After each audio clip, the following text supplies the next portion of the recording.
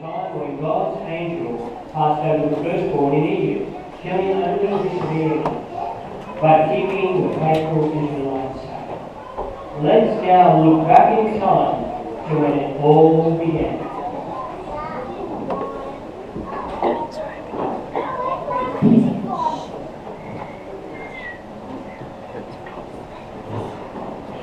Scene number 1.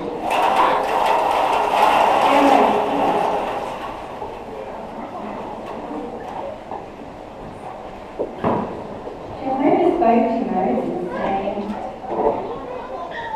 I have seen the suffering of my people in Egypt, so I am going to free them. And you are the one I am sending to lead my people out of Egypt.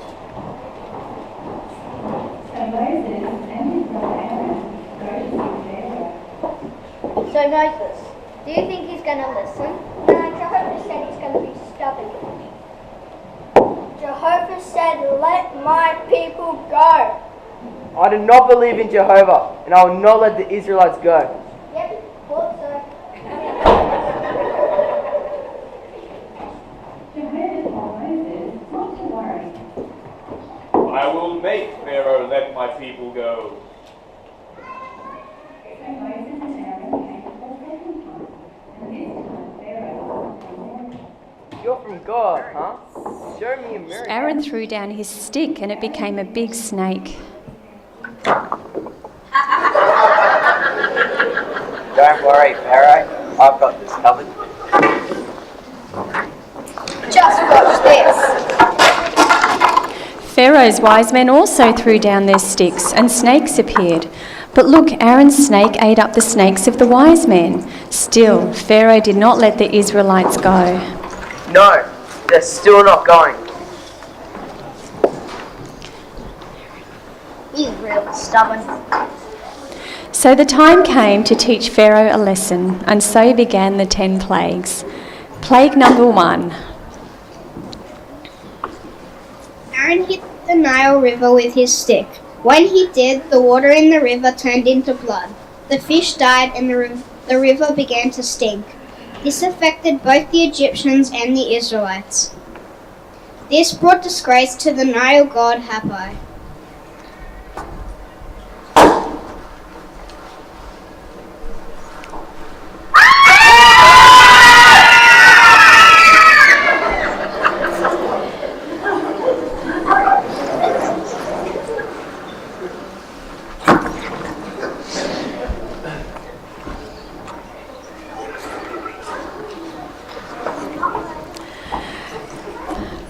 Plague number 2. Next, Jehovah caused frogs to come out of the Nile River. They were everywhere, in ovens, in baking pans, and in people's beds. When the frogs died, the Egyptians piled them into heaps and the land began to stink. This affected both the Egyptians and the Israelites. This disgraced the frog goddess Hept.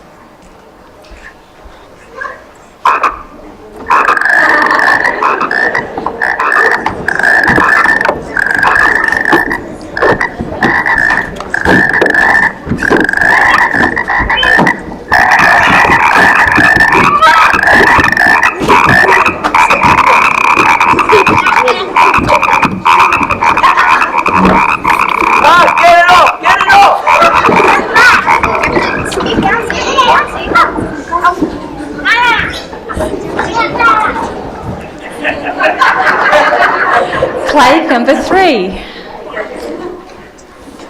Next, Aaron hit the ground with his stick and the dust turned into gnats. These are small flying bugs that bite. This affected both the Egyptians and the Israelites. This disgraced the god Thoth because the magic practicing priests could not duplicate the gnats. From now on, the plagues only affected the Egyptians.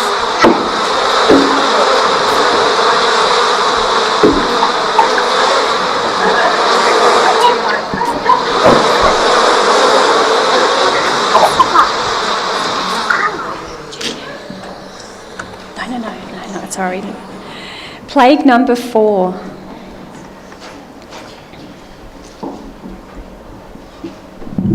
Number 4 was a plague of big flies called gadflies.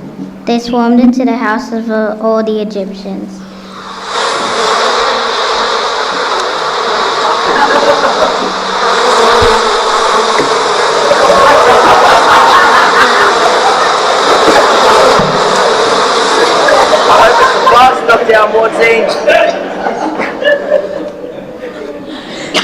Plague number 5.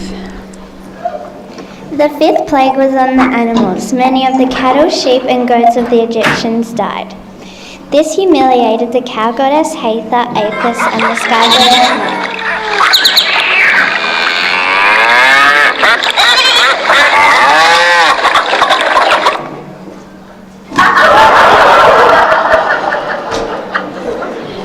Call the cleaners.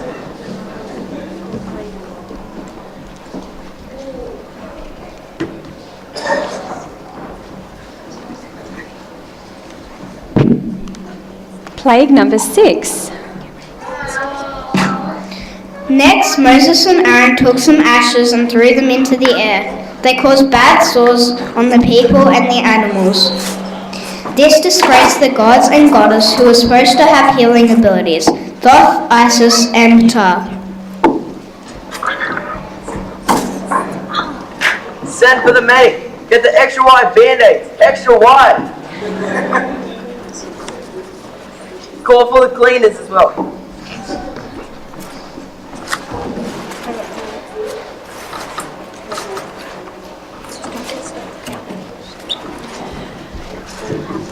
Plague number 7.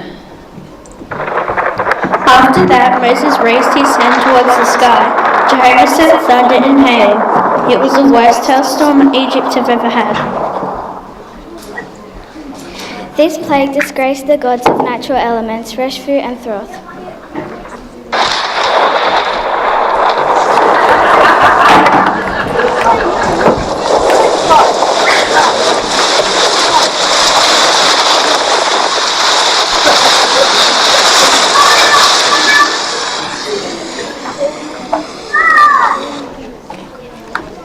Call the cleaners.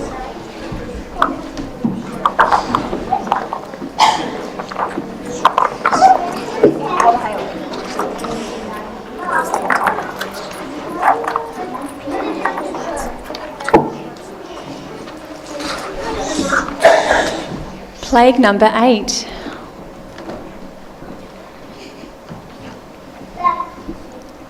The eighth plague was a large swarm of locusts. Never before that time had there been so many locusts. They ate everything that the hail had not destroyed. This disgraced the fertility god Min, who was supposed to be a protector of the crops.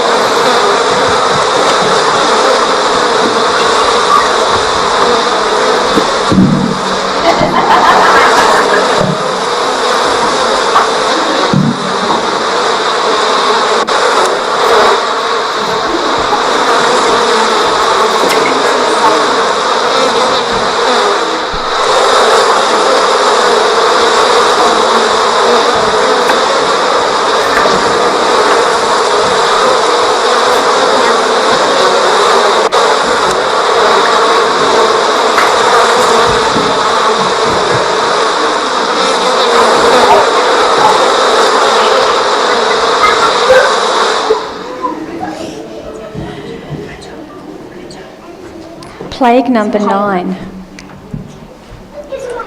The ninth plague was darkness.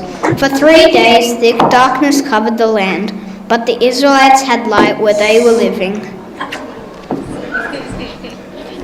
This disgraced the sun gods Ra and Horus.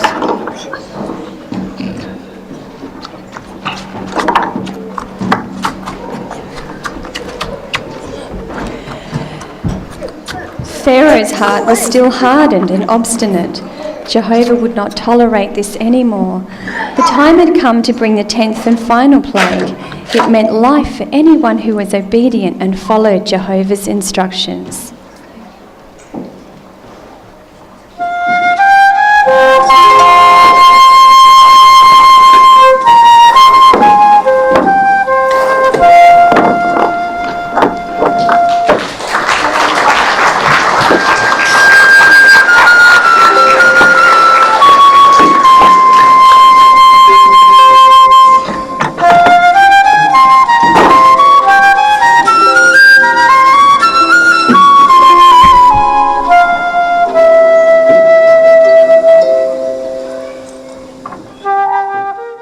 Scene 2, the Israelites' house.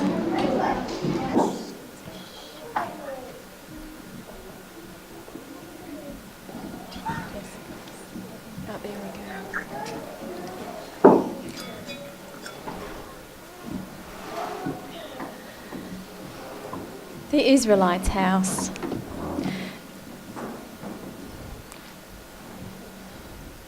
Jehovah told his people to sprinkle the blood of a young goat or a sheep on their doorposts.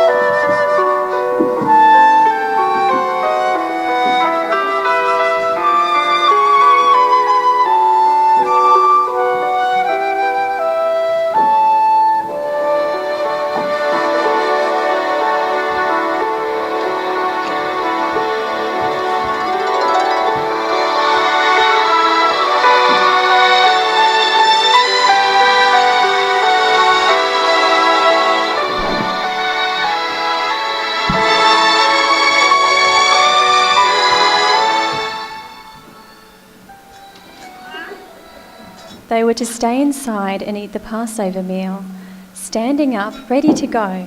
They had their hips girded, staff in hand, and sandals on, ready to leave.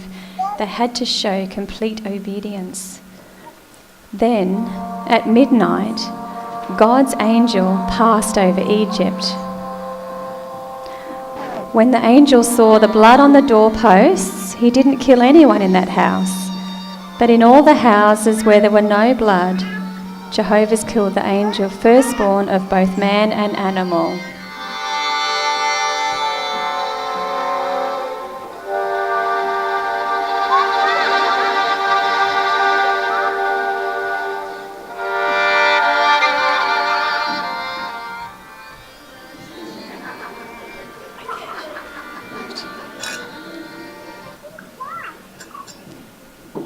This was the 10th and final plague, and was the greatest humiliation to Pharaoh, who viewed himself as a god, and to other gods. After this, Pharaoh told the Israelites to leave. Go on, get out! God's people were ready to go on that very night, and they started their march out of Egypt. There were 600,000 men as well as many women and children. Also a large number of Egyptians and others who put faith into Jehovah. Hang on a minute, I've changed my mind. Bring me my chariot, bring me my army now.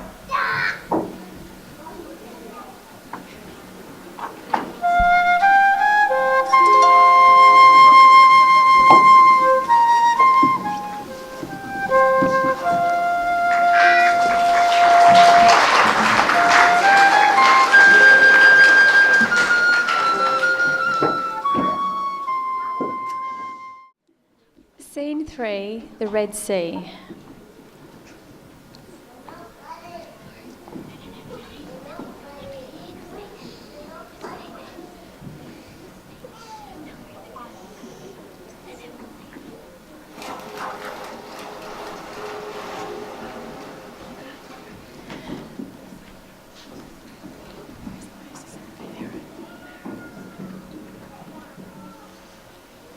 The Israelites had reached the Red Sea when...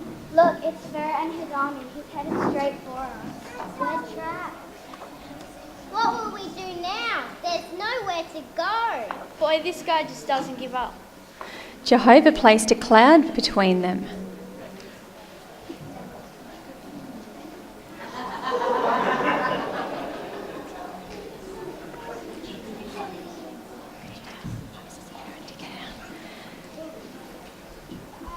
Lift up your rod, stretch out your hand over the sea and split it apart, so that the Israelites may go through the midst of the sea on dry ground.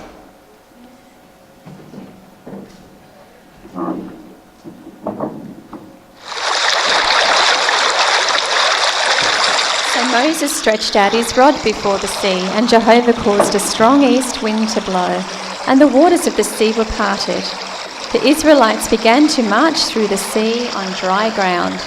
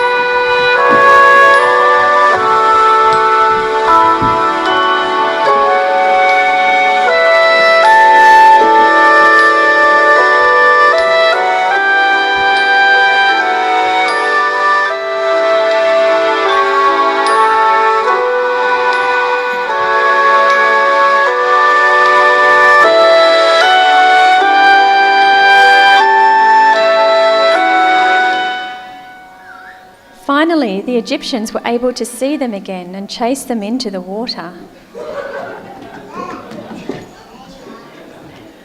But Jehovah threw the army into confusion, and the wheels fell off their chariots. This doesn't look good. The Egyptians became very afraid. I'm getting a bad feeling about this. Now when the Israelites were on the other side, Jehovah told Moses to stretch his stick out of the Red Sea.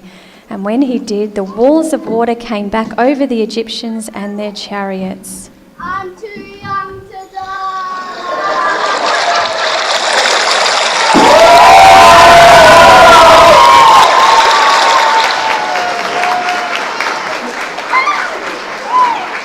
Not one Egyptian survived. How happy Jehovah's people were to be saved. The men began to sing a victory song. Miriam took her tambourine and all the women followed.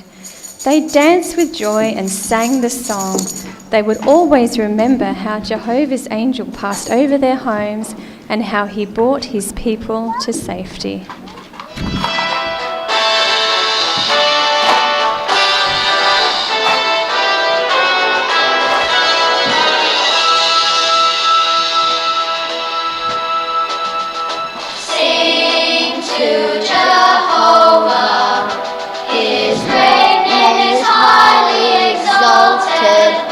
His proud Egyptian foes he has cast into the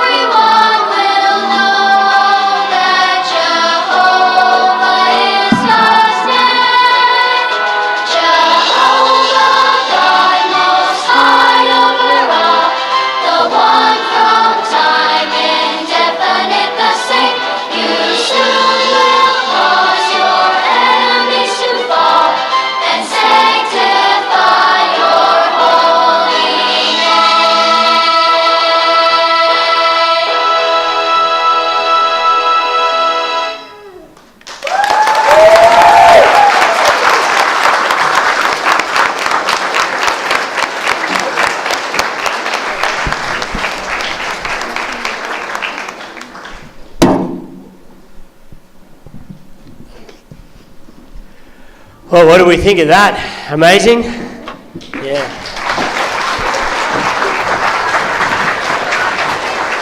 We'll get them to stay.